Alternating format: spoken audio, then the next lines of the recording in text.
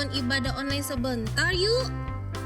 Yang pertama, untuk Mama dan Papa, mohon bimbingannya ya. Yang kedua, jangan lupa memakai baju rapi dan sopan. Yang ketiga, ikuti petunjuk dengan semangat ya. Yang keempat, jangan lupa ekspresinya saat menyanyi. Yang kelima, siapkan hati dan sikap yang terbaik untuk Tuhan. Selamat beribadah semuanya. Kak Bisi, Iya, Impi. tolong ngajarin aku lagu Semua Yang Tercipta dong. Aku nggak mau, Impi. Ayolah. Nggak mau, aku malas. Kakak. Nggak mau. Bitsy, Impi, ada apa ini? Ini Kak Bisi gak mau ajarin aku nyanyi. Aku kan males, Kak. Repot, Kak, ngajarin dia tuh, Kak. Kenapa bisa begitu, Bitsy? Capek aku, Kak. Aduh, kalau orang bersaudara harus saling membantu, saling berbagi. Ya, betul, Impi. Kak. Iya. Nah, daripada kalian bertengkar, lebih baik kalian ikut sama kakak pergi di ibadah hari Minggu pelayanan anak. Oke, Kak. Kebetulan kakak yang bercerita pada pagi hari ini dan temanya pun sama dengan kalian. Harus saling berbagi, saling mengasihi, baik saudara dan teman-teman. Oke, Kak. Iya. Iya, Dah, kakak tunggu ya. Iya, Kakak. Ya, Impi dah. Selamat hari Minggu. Selamat bertemu kembali dalam ibadah hari Minggu pelayanan anak pada pagi hari ini. Bagaimana dengan kabar kalian? Kakak berharap kalian semua tetap sehat, penuh sukacita, dan selalu dalam lindungan Tuhan kita Yesus Kristus. Sebelum kita mulai ibadah hari Minggu pelayanan anak kita pada pagi hari ini, kakak mengajak kita semua menyanyikan lagu dengan judul Semua Yang Tercipta.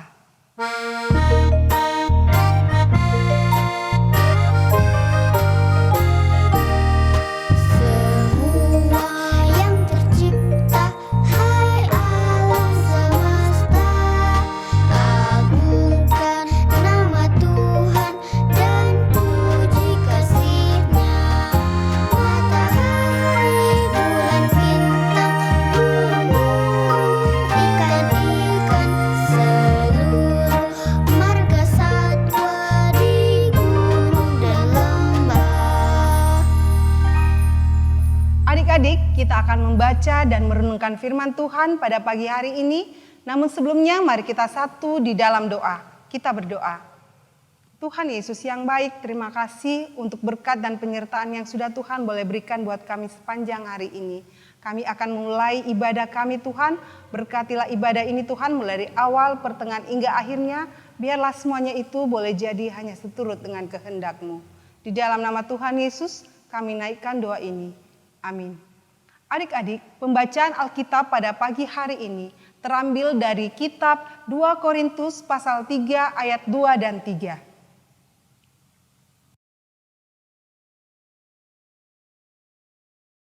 Kamu adalah surat pujian kami yang tertulis dalam hati kami dan yang dikenal dan yang dapat dibaca oleh semua orang. Karena telah ternyata bahwa kamu adalah surat Kristus yang ditulis oleh pelayanan kami. Ditulis bukan dengan tinta, tetapi dengan roh dari Allah yang hidup. Bukan pada loh-loh batu, melainkan pada loh-loh daging, yaitu di dalam hati manusia. Tema kita pada pagi hari ini adalah pelayan yang setia dan tulus. Adik-adik, pada hari ini Kakak Rini akan bercerita tentang seorang tokoh dalam Alkitab yang bernama Rasul Paulus. Rasul Paulus dan teman-temannya yang sedang memberitakan firman Tuhan di kota yang bernama Korintus. Nah, adik-adik, kakak mau tanya, siapa yang tahu tentang riwayat hidup dari Rasul Paulus? Ya, benar. Rasul Paulus merupakan seorang Yahudi kelahiran Tarsus. Rasul Paulus diperkirakan lahir sekitar 5 hingga 10 tahun setelah Yesus lahir. Seperti halnya orang-orang Yahudi pada masa itu, Rasul Paulus sejak lahir memiliki dua nama, yaitu Saulus dan Paulus. Penggunaan kedua nama tersebut sebagai pembeda antara Saulus yang belum bertobat dan Paulus setelah mengalami pertobatan. Titik balik yang mengubah seluruh hidupnya adalah pengalaman akan Kristus, dan itulah yang menjadi motivasi dasar dan panggilan hidupnya sebagai seorang rasul. Dan juga adik-adik, Rasul Paulus merupakan bapak rohani dari seorang yang bernama Timotius. Di dalam setiap pelayanan akan selalu ada tantangan. Meski demikian, setiap orang yang sungguh-sungguh mau melayani dengan tulus pasti akan dimampukan oleh Allah untuk terus bertahan. Seorang pelayan yang melayani pekerjaan Tuhan tentu tahu bahwa segala bentuk pelayanan yang ia lakukan semata-mata oleh karena kemurahan hati Allah. Allah mau bermurah hati dan ia mau melibatkan manusia dalam pekerjaannya yang mulia.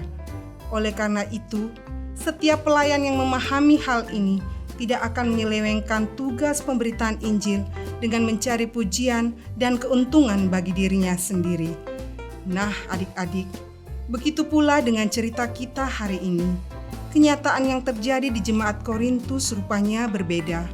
Ada segelintir rasul-rasul palsu yang mencari keuntungan dari pemberitaan firman Allah. Mereka berusaha menggantikan firman Allah dengan ucapan-ucapan yang menyenangkan telinga manusia. Sebagian jemaat bahkan terlena dengan ucapan-ucapan tersebut. Tidak heran jika para rasul palsu ini sering mendapat pujian dari jemaat.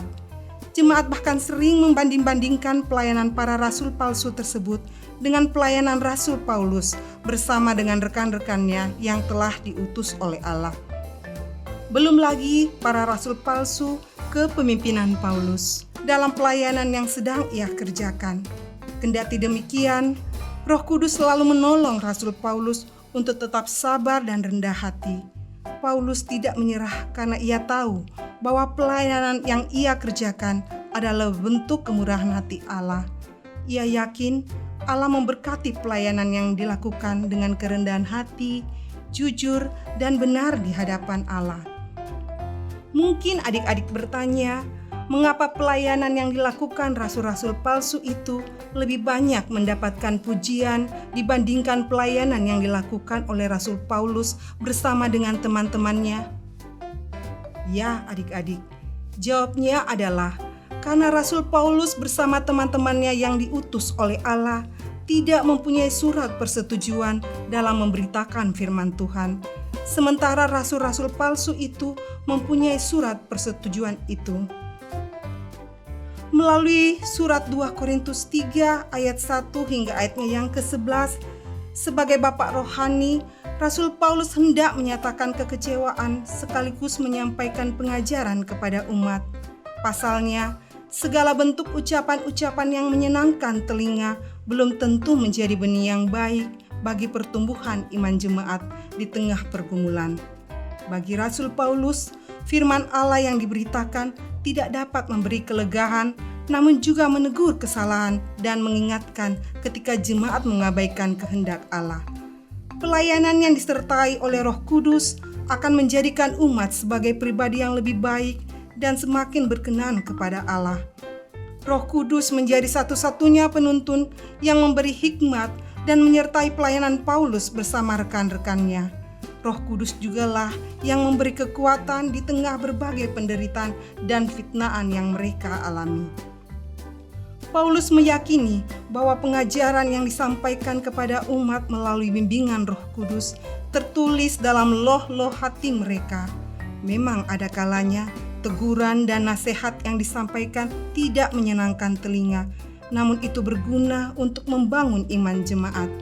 Orang percaya yang menerima firman Allah dan mengamalkan kehendak Allah adalah buah dari pekerjaan Roh Kudus.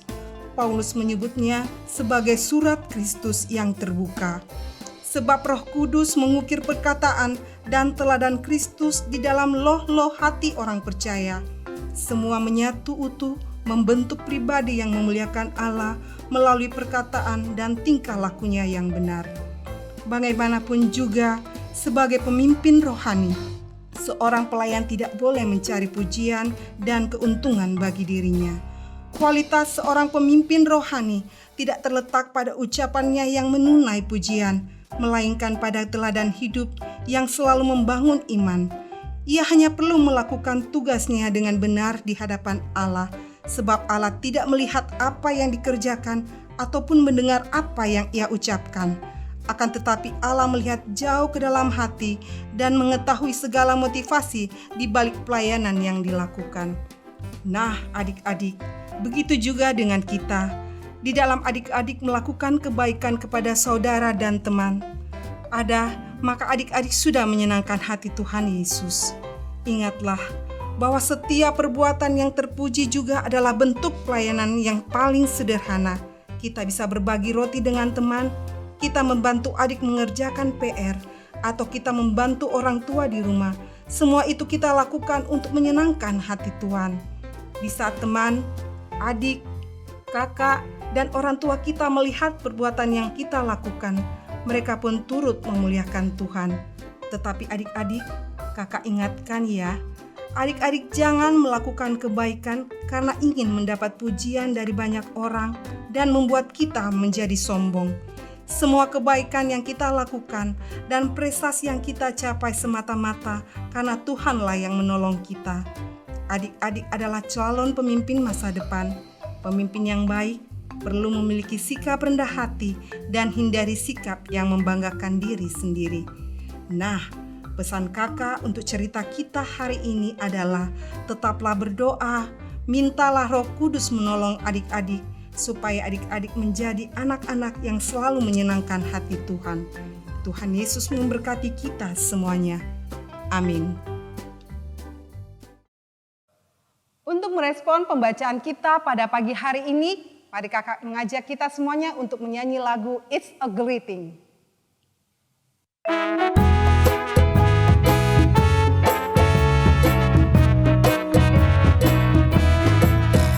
It's a great thing to praise the Lord. It's a great thing to praise the Lord. It's a great thing to praise the Lord. Walking in the light of the Lord. Walk, walk, walk, walk in the light. Walk, walk, walk, walk in the light. Walk, walk, walk, walk in the light. Walking in the light of the Lord. It's a great thing to praise the Lord.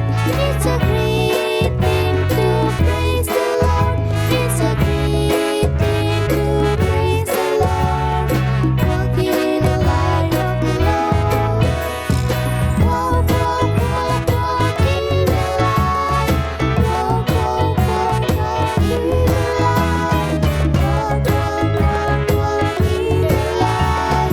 Walking in the light of the Lord.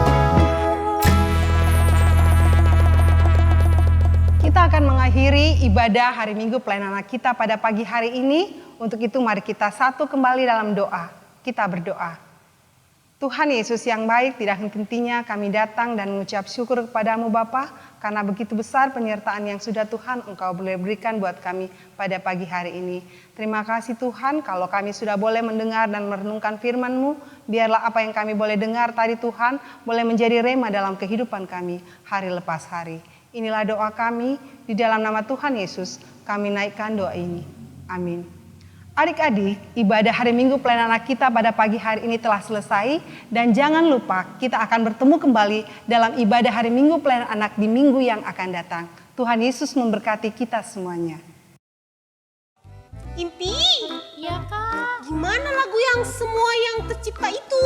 Kamu udah bisa belum? Bisa sih, tapi lupa ingat kak. Oh, ya udah, ayo kita belajar sama-sama di rumah. Nanti aku ajarin kamu.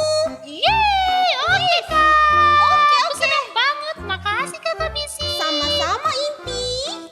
Teman-teman di Ya. rumah juga latihan ya lagu Semua Yang Tercipta. Iya. Terus minggu depan kita ibadah sama-sama lagi ya, teman-teman. Sampai jumpa minggu depan. Sampai jumpa minggu depan, teman-teman. Tuhan Yesus